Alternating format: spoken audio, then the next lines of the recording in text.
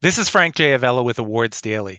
Set in 1889, France's delicious international Oscar submission, The Taste of Things, follows the lives of a renowned chef and his personal cook. Oscar winner Juliette Binoche is sublime as Eugénie, the heart of this sumptuous film. It's my pleasure to welcome you, Juliette. Hi, Frank. Thank you for having me.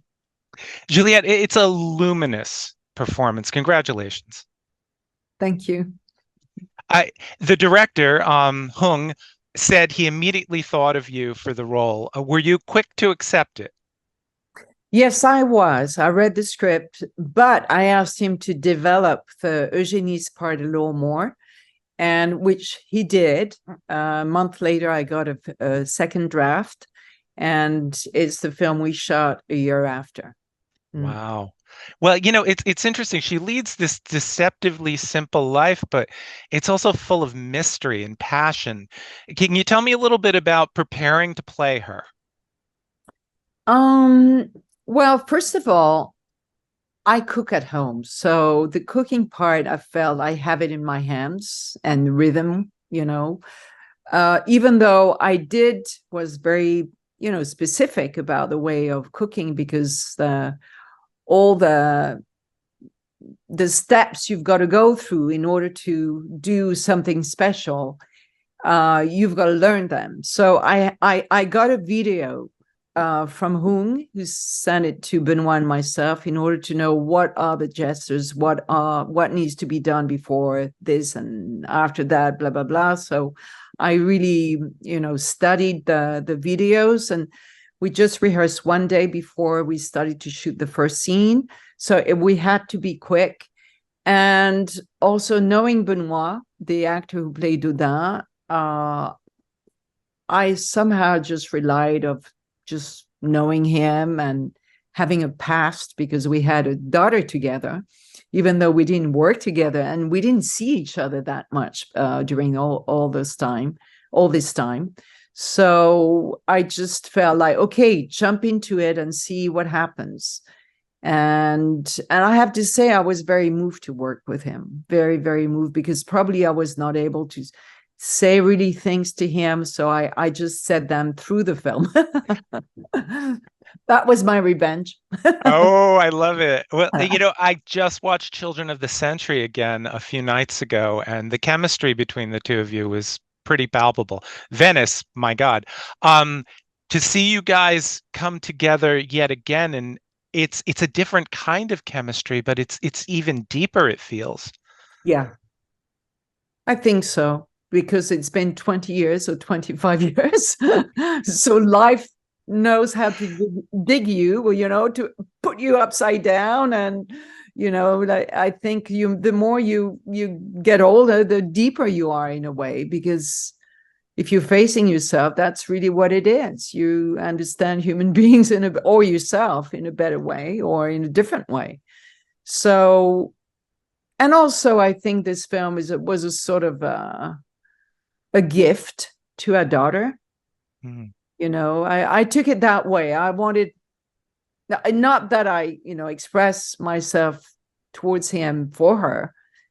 I think it was, first of all, for us, him and myself, but also I have an apprentice in the kitchen and the little girl. And for me, it was related to our daughter. Oh my God, that's lovely. Mm-hmm.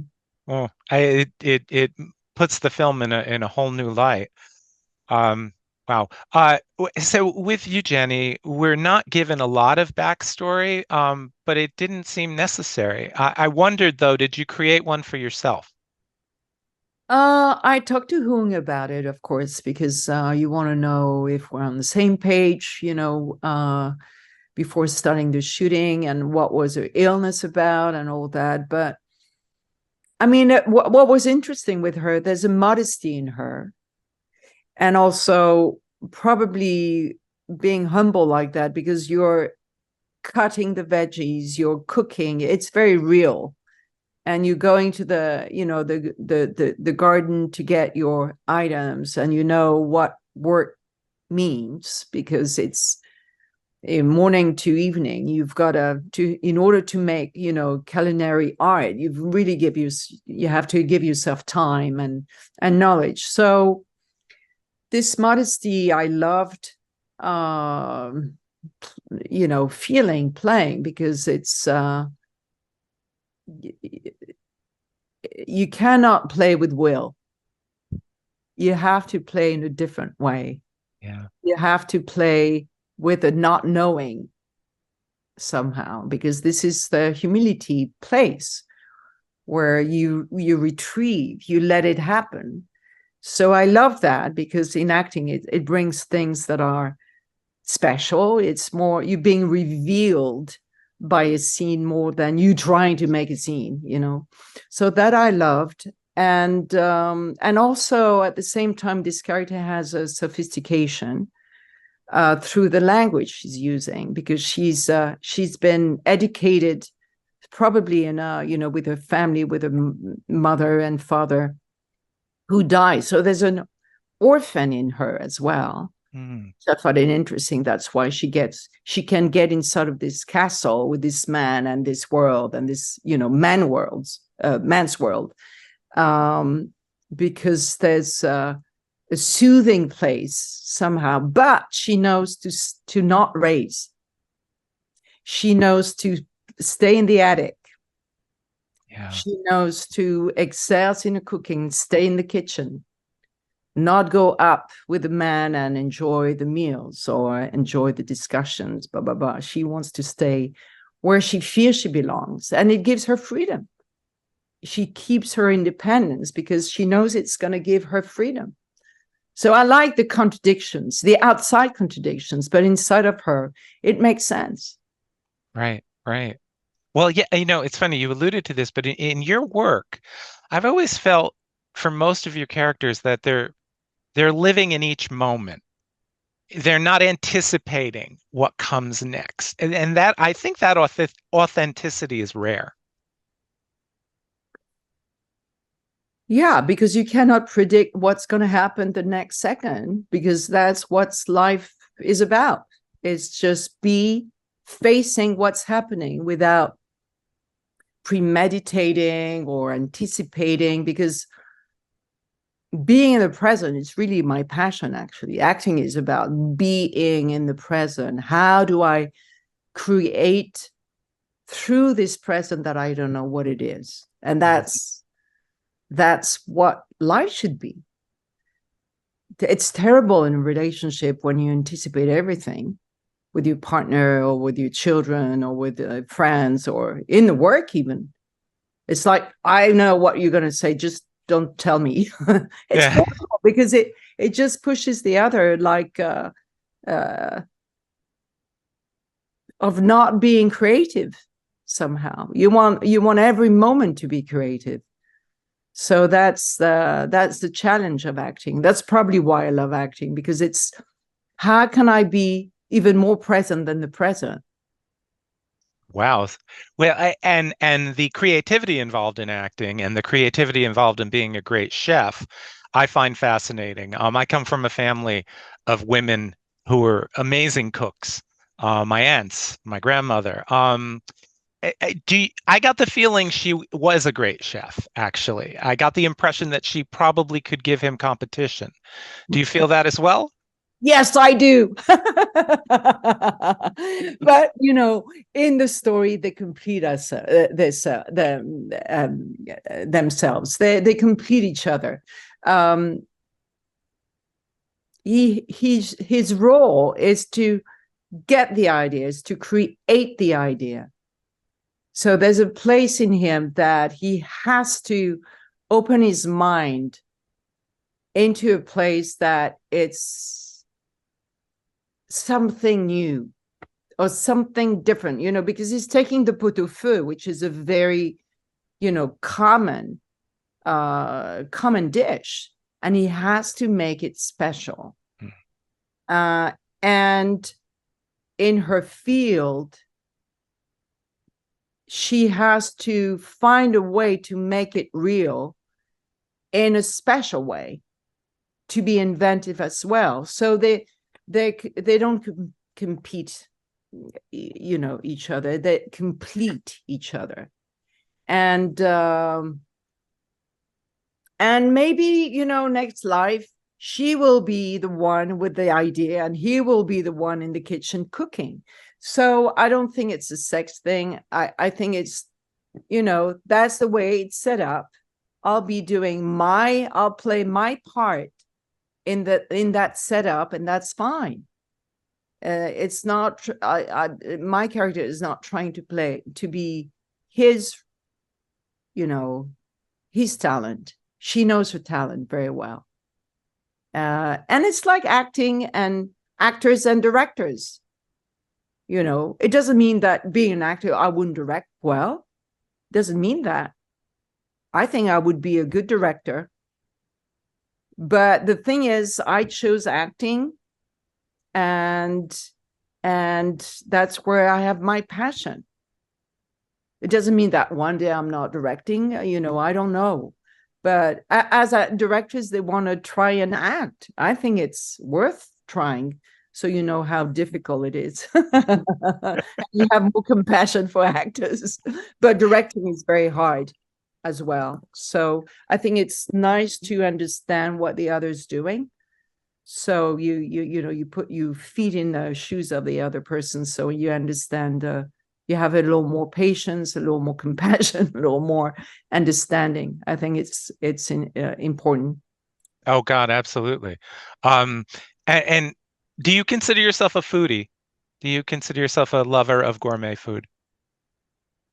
Yeah, I like eating. I have to say, I like eating. I love eating, and I don't have addiction. The only one I have a little bit is the sugar, but I'm trying to cut that off. But it's very hard. Yeah. I understand that. And I'm sure everybody's been asking you, or, somehow comparing it to Chocolat, another incredible performance a number of years ago, which obviously was also about food. I'm curious, were there any parallels while you were making this? Not really. Chocolat, I went to a chocolate maker and make a chocolate for each character. Specifically, I learned to do the chocolates. The common denominator, I think, when I did Chocolat, it was just after I got my daughter. And so in my heart, I really dedicated the film to her, because of the relationship with my daughter in the film. And on this one, somehow it is also a dedication to her. Because, I separated with her father, Benoît, who's in the film. And it became a film of reconciliation, but also of healing for her. Because when she watched the film, she was overwhelmed. It's extraordinary, and it must be a great feeling, because it's an exquisite film as well. So yes, and she loves cooking and she loves eating, but seeing her parents, loving and being able to express love in a very subtle way, it was actually, when she watched the film, I was looking for her, because there were, it was obviously a screening, and there were people and family and, different people. And I was looking for her. I said, "Where's Hannah?" And she said, "Well, she's in the bathroom. She's quite overwhelmed."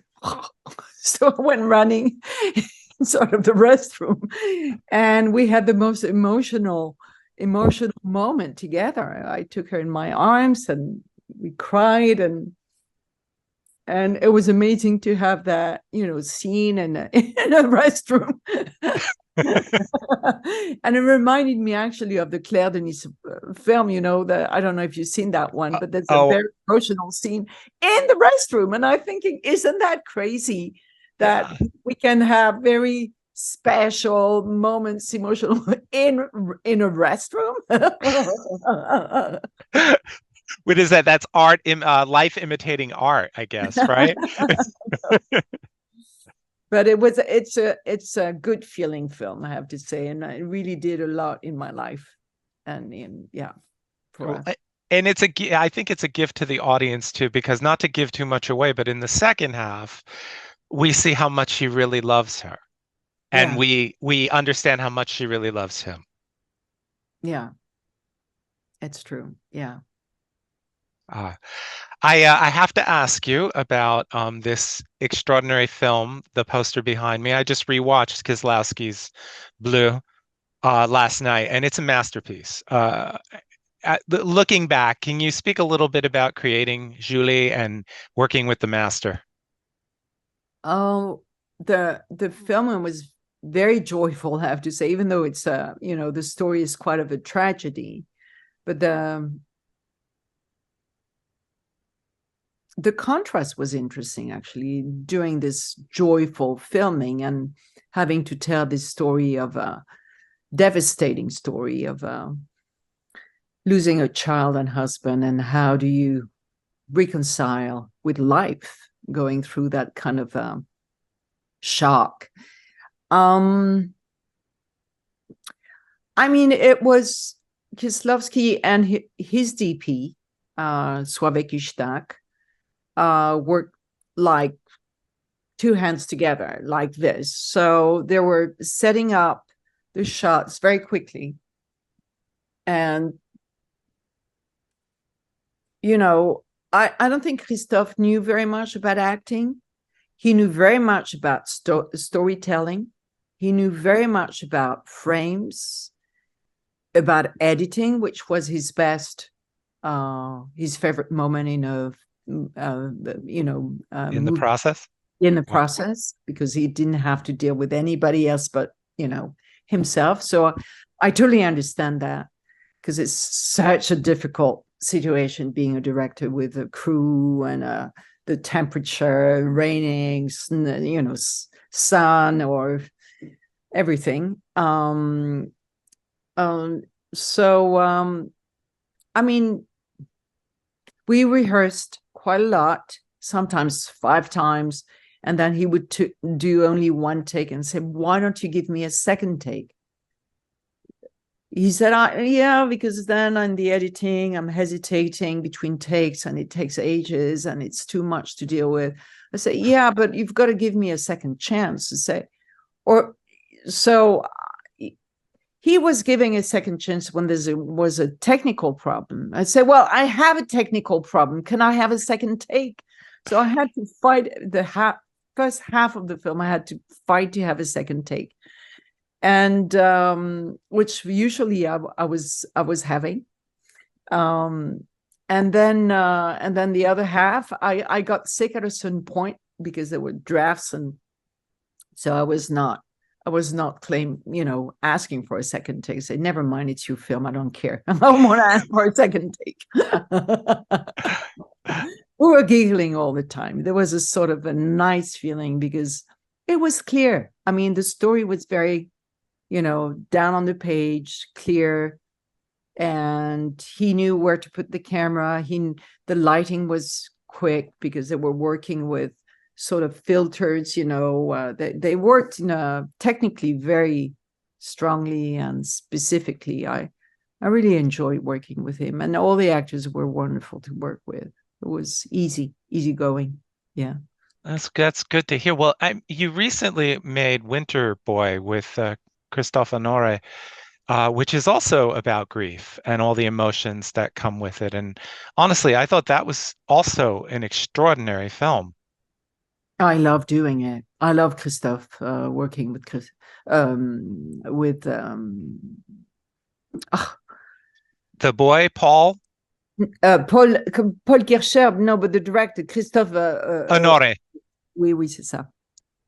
I loved working with him, and it was a beautiful encounter. Yeah. I loved it because he was very specific and very free together. It felt like working with a teenager, actually. Christophe, because there was it was inventive on the spot, and I felt that he had the experience of shooting, so he knew what he wanted and what he didn't want, and yet there was a freedom. And also, I have to say, when a director loves his actors, it changes everything. Mm-hmm. Because you want to give, your heart lifts when you're feeling that they are looking at you in a I don't know how to describe this, but they need you for their film, and they're allowing you to be even more. Yes. And yes. I don't know what I mean by more, but it's something about maybe deeper or, larger or different or, twisted, but there's something allowing to be human, to be contradictory, or to take the risk of not knowing, which is very interesting most of the time. I completely understand that. And you've worked with Haneke and Ossayas and Kiarostami and Claire Denis numerous times. And I'm assuming that's because you have this symbiotic relationship with them. Yeah, very different each time. A relationship never resembles another one. But there was on a human level connections, because you have to be a searcher of the soul, and sometimes somehow a director, he's the fil d'Ariane, the Ariane thread. Yeah. So I'm going to lose myself inside of it, but please don't lose that thread, because I'm okay to lose myself, but I need you for that thread. Can I go further down? Or do I need to go up again? This kind of a way of immersing yourself into a world and taking risks, because otherwise, why? You don't want to repeat yourself. You don't want to go into a place that how boring is that? Yeah. It's like in life, you don't want to repeat yourself. Otherwise you become bourgeois of acting, conventional way of. I don't understand doing a film, doing a sequel, and again and again the same kind of thing. For me, it means death. Yeah. And you've consistently not done that. I mean, even in your recent work, when you look at nonfiction, Between Two Worlds and How to Be a Good Wife, these are all wonderful films, but they're all so different. Yeah, because it's about, well, I had the privilege to be offered, different things. That's one of the things, but also it's joyful to do something different. It's exciting. Yeah. Well, I when I saw Blue, and I was very young at the time, I remember going around telling everybody she has to win the Oscar for this. And then you weren't even nominated. But a few years later, that surprise and so deserved win, I have to ask you, looking back, with everything that has come since, can you describe what that moment was like and what it did for you personally? The Oscar? Yeah. Oh, well, I didn't expect it, so I was fine. Actually, my what I went through was actually feeling a sort of a calm that I had never felt before. I had the image of a very deep lake. It was like an image I had of a sensory feeling inside of my, deep down in my belly. It was like a lake, a very kind of soft, deep, tranquil lake. I don't know why I had that image, but so when they gave us our names, I was like, this is cool, you know. Then when they said my name, it didn't register. So I was next to my agent, and he gave me a big kind of coup. I don't know how you say that. Shove. And I suddenly like, okay, I've got to go. And then when I went, I didn't prepare anything. So it felt like a dream. And that's why I say, first of all, I wanted to give to Lauren Bacall, because there was this sort of respect and expectation and an age difference. So I felt like I've got to give it to her. And then when I looked for her, and she didn't raise her arm. So I didn't know where she was, and I felt, okay, then I will keep it. And that's when I said, well, it must be a dream. It must be a dream, or a French dream, I suppose, because I'm French. And then I left, and I thanked, I think, Anthony, and because he's the one, who proposed me this journey. And then all the flashes at the end, when you get all the pictures at the end. So it felt like a dream, and it still feels a dream. Yeah,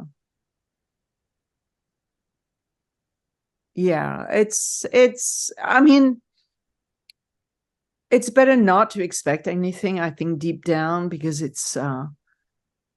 we're not doing it for it. We're doing it for other reasons. It's amazing that we are, there's all these awards things happening, and you cannot poo-poo on it. You have to embrace it. It's a very big privilege, and we help people, I think, in their lives when sometimes I can feel that sometimes in people's life, that somehow I've participated into their lives on a certain level, and it's I'm not responsible of it, because that's what I love doing, but at the same time, you've got to be responsible of it. I think you are very much. In your performance in Winter's Boy helped me through my own losing my mother's grief. So it is very true. Just there's a catharsis there. Yeah. It is true, and there's a kind of therapeutical kind of tool we are. And I remember, because you have blue behind you, the poster. I remember meeting especially two women by accident in the street, and one of them said to me, you helped me go through my loss, of a child. Very much so. So it's that's why it's so important of what we're choosing as actors.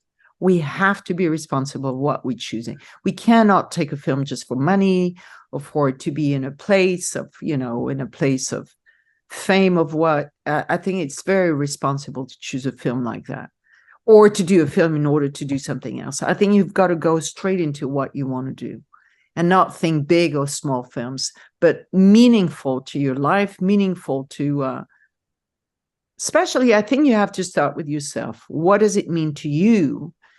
Then if it's specific to you, then it will eventually, be meaningful to others. Even though if it's only 10 people, it's already worth it, Numbers shouldn't be your preoccupation. I think it's otherwise it twisted the choice, it twisted your heart, it twisted your mind. It becomes a little evil. That's why with this film, you know, The Taste of Things is such a surprise to be here. You know, that this film's been embraced by the critics, you know, and people who have been, you know, seeing since we did some screenings. And it's been really an enthusiasm that really overwhelmed us, because, you know, this film was not easy to make. We were almost we stopped 2 months before we started. We didn't know. We thought it might have stopped because we couldn't find the actor to play the role, and the money was shrinking as we were going. And Hùng was saying, we have to stop because I'm not going to have the money to do a period. Period films are more expensive than modern films, obviously, because, you know, you have to create a world, so you have to buy things and costumes, and it's not easy. But somehow there was a little star that took us, you know, through the film and bringing us here, and we just feel so blessed being here. Well, and Juliette, we are blessed because of your work. Seriously, I can speak with you forever, but obviously I can't. I want to thank you first of all for your work through the years. I want to thank you for this particular performance, which I think is absolutely extraordinary. And thank you for being somebody who makes those. Thank you for being somebody who makes those kinds of choices that you make. Thank you very much, Frank. See you sometimes. Absolutely. Ciao. Bye. Ciao, ciao, ciao. Ciao, ciao.